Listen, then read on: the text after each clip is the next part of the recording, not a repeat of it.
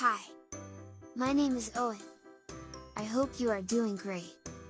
I'm in my house right now, and I'm almost done with my math project. Mine is about the relationship between video games, which I love, and numbers. Did you know that math is everything when it comes to video games? Math in game programming can be as easy as adding, subtracting, multiplying and dividing. When it comes to solving basic math problems, there are many strategies that you can use. Come on, let's take a look and learn on how to use the place value strategies.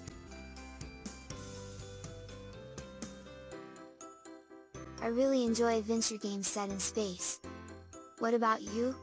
Well, whenever we are adding or subtracting, we should always rearrange groups and place value to carry out an operation. And then, we should use an algorithm, which is just a procedure that can be used to solve a mathematical computation. For example, we can add 3,413 and 14,761. By using the standard algorithm, first remember to pair all digits according to their place value. Here, 1 does not have a pair, because 1 is in the 10,000s place. So, we leave it alone.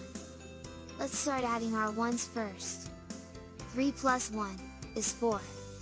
Then, 1 plus 6 is 7. 4 plus 7 is 11. The first one will stay on the floor, and the second one will go next door. 1 plus 3 plus 4 is 8. And 1 plus 0, or as we say, plus nothing, is 1. So, the result is 18,174.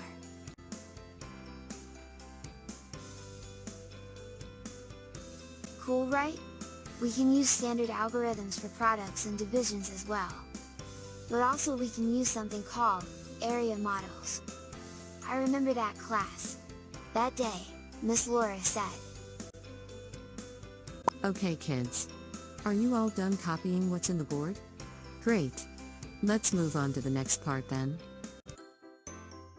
If we correctly multiply the following 21 times 16 using the standard algorithm.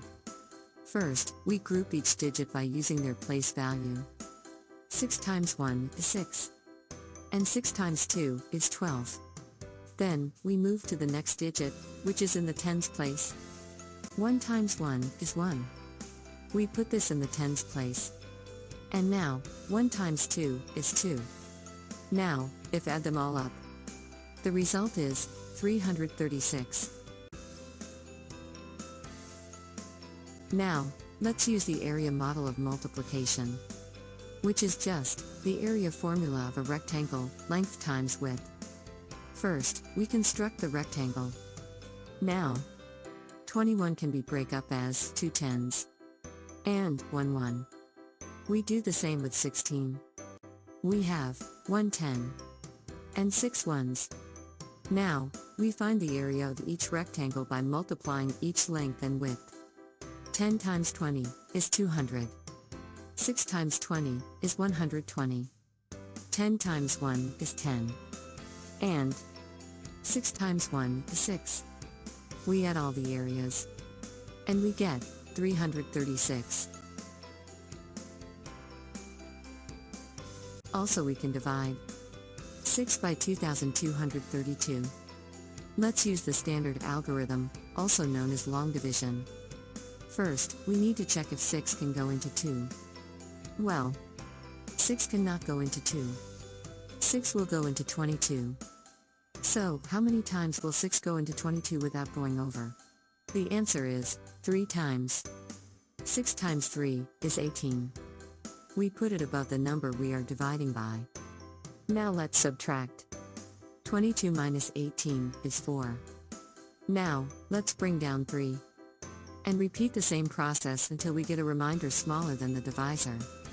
In this case the divisor is 6. So, our quotient is 372. And the remainder is 0.